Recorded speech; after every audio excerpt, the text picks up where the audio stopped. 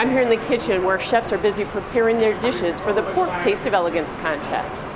The contest has helped expose chefs to pork and increase featuring in restaurants. A lot of these people take these recipes, they take the judges' criticisms back to their restaurant, and they start featuring what they're doing here today on their menus. The chef's pork dishes went beyond traditional, and some featured several different cuts. Not just tenderloins or loins, you're seeing a lot of bellies and bacon and just cheeks. In a competition that rivaled Iron Chef, hands were shaking as the dishes were plated for the judges. Every 12 minutes a plate goes out. They make 5 plates, one for each of the judges, and then one for display.